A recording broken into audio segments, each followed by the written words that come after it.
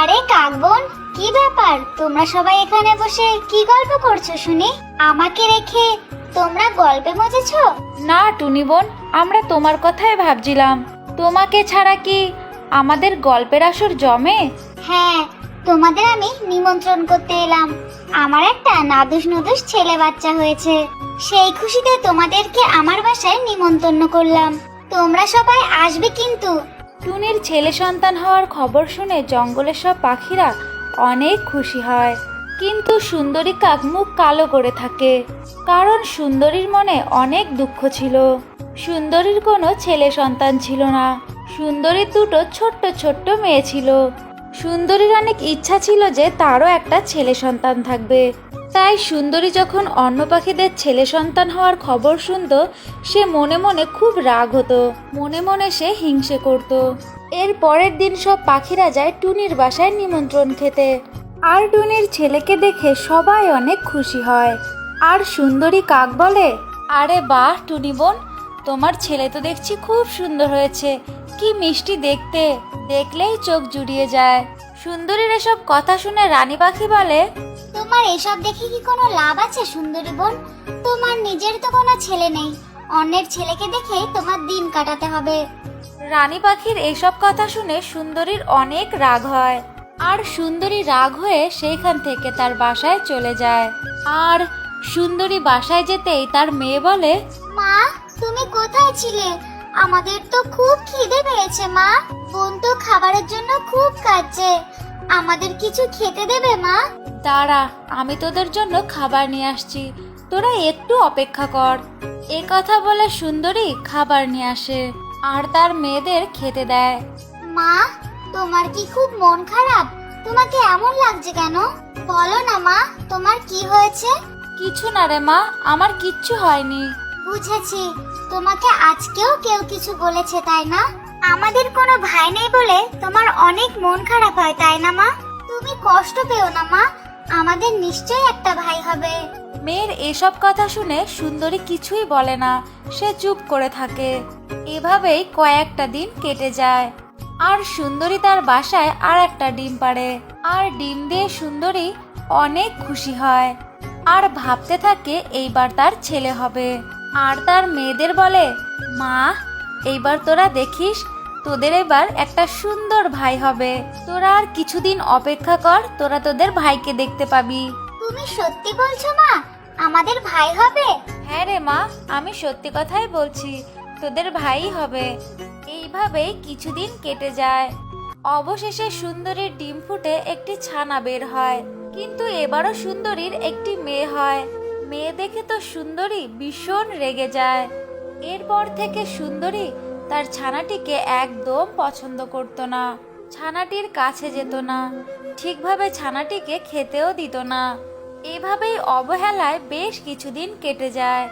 একদিন ওই ছোট্ট ছানাটি বলে, মা, আমার যে খুব খিদে পেয়েছে, তুমি আমাকে খেতে দাও মা। মা, তুমি আমাকে আদর করো না কেন? তুমি দিদিদের কত ভালোবাসো, তুমি আমার কাছে একটুও আসো না, আর আমাকে খেতেও দাও না ঠিক মতো। কেন মা? মা, তোর খুব খিদে পেয়েছে তাই না? তুই চল আমার সঙ্গে, তোকে আজ আমি একটা জায়গায় নিয়ে যাব, যেখানে অনেক খাবার আছে। তারপর সুন্দরী সেই ছোট্ট ছানাটিকে নিয়ে একটি ঈগলের বাসায় যায়। এরপর ছোট্ট ছানাটিকে সেই ঈগলের বাসায় ফেলে রেখে সুন্দরী সেখান থেকে চলে যায়। মা আমাকে রেখে কোথায় গেল? আর এখনো ফিরছে না কেন? আমার যে এখানে একা থাকতে খুব ভয় লাগছে।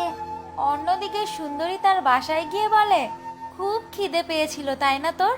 এবার আমি তোকে ঈগলের পেটে যাওয়ার ব্যবস্থা করে রেখে এসেছি। সুন্দরী তার ছোট্ট ছানাটিকে ঈগলের বাসায় রেখে এসে খুব হাসছে। অন্যদিকে সেই ছোট্ট ছানাটি তার মায়ের জন্য ঈগলের বাসায় বসে বসে খুব কাঁদছে। তখন ওই টুনি পাখি সেই ছোট্ট ছানাটিকে দেখতে পায়। এ কি, এই ছোট্ট ছানাটা ঈগলের বাসায় কি করছে? একে তো দেখে মনে হচ্ছে সুন্দরীর ছোট্ট মেয়েটা। সুন্দরী এত নিষ্ঠুর হতে পারলো না। আমাকে এই ছানাটিকে এইখান থেকে বাঁচাতে হবে। ঈগল বাসায় ফিরে একে দেখলেই তো খেয়ে ফেলবে। এরপর টুনি পাখি সেই ছোট্ট ছানাটিকে নিয়ে তার নিজের বাসায় চলে যায়। আর মায়ের মতনই আদর যত্ন করতে থাকে। অনেক খাবার খাওয়ায় ছানাটিকে। এভাবেই বেশ কিছুদিন কেটে যায়। একদিন ভীষণ ঝড় ওঠে, আর সেই ঝড় বৃষ্টিতে সুন্দরীর বাসাটি ভেঙে যায়। আর সুন্দরীর দুটো মেয়েই সেইখানেই মারা যায়। বাসা, মেয়ে এগুলো হারিয়ে সুন্দরী নিঃস্ব হয়ে যায়। এসব দেখে সুন্দরী অনেক কান্নাকাটি করতে থাকে। তখনই সেইখানে টুনি আর ছোট্ট ছানাটি আসে। আর ছানাকে দেখে সুন্দরীর চিনতে ভুল হয় না। সুন্দরী তার মেয়েকে দেখে অনেক অবাক হয়ে যায়। তখন ছোট্ট ছানাটি সুন্দরীকে বলে, মা, তুমি আর কেঁদো না মা। দিদিরা চলে গিয়েছে তো কি হয়েছে, আমি তো আছি মা। তুমি আর কেঁদো না মা। সুন্দরী অনেক অবাক হয়। তখন টুনি বলে, সুন্দরী বোন, তুমি খুব অবাক হচ্ছ তাই না? তুমি এটাই ভাবছো যে ও এখনো বেঁচে আছে কিভাবে, তাই না? তাহলে আমি বলছি তোমায়, শোনো।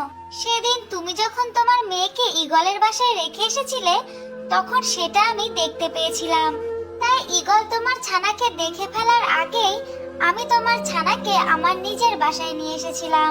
সুন্দরী বোন, তুমি কি করে তোমার ছানাকে ঈগলের বাসায় রেখে আসতে পারলে? এমন লক্ষ্মী মেয়ের এত বড় ক্ষতি তুমি করতে গিয়েছিলে? তুমি তো এমন করে প্রমাণ করে দিয়েছো যে তুমি একজন খুনি মা। তখন সুন্দরী তার নিজের ভুল বুঝতে পারে। আর সেই ভুলের কারণে সুন্দরী অনেক অনুতপ্ত হয় আর খুব কান্নাকাটি করতে থাকে। তুমি কেঁদো না মা, এখন তো সব কিছু ঠিক হয়ে গেছে। আমরা আবার নতুন করে সব কিছু ঠিক করে দেব মা। হ্যাঁ সুন্দরী বোন, চলো এখন থেকে আমরা সবাই একসঙ্গেই থাকবো। তুমি তো তোমার ভুল বুঝতেই পেরেছো, বলো? এরপর সুন্দরী, টুনি পাখি ও তাদের ছোট্ট ছানারা মিলেমিশে একসঙ্গে সুখে শান্তিতে তাদের জীবন পার করতে থাকে। তো আমার ছোট্ট বন্ধুরা, এটাই ছিল আজকের গল্প। যদি তোমাদের ভালো লেগে থাকে অবশ্যই ভিডিওটাকে লাইক করবে আর চ্যানেলটাকে সাবস্ক্রাইব করে দেবে। আরে কাক বোন, কি ব্যাপার? তোমরা সবাই এখানে বসে কি গল্প করছো শুনি? আমাকে রেখে তোমরা গল্পে মজেছো? না টুনি বোন, আমরা তোমার কথাই ভাবছিলাম। তোমাকে ছাড়া কি আমাদের গল্পের আসর জমে? হ্যাঁ, তোমাদের আমি নিমন্ত্রণ করতে এলাম। আমার একটা নাদুস নুদুস ছেলে বাচ্চা হয়েছে। সেই খুশিতে তোমাদেরকে আমার বাসায় নিমন্ত্রণ করলাম। তোমরা সবাই আসবে কিন্তু। টুনির ছেলে সন্তান হওয়ার খবর শুনে জঙ্গলের সব পাখিরা অনেক খুশি হয়। কিন্তু সুন্দরী কাক মুখ কালো করে থাকে, কারণ সুন্দরীর মনে অনেক দুঃখ ছিল। সুন্দরীর কোনো ছেলে সন্তান ছিল না।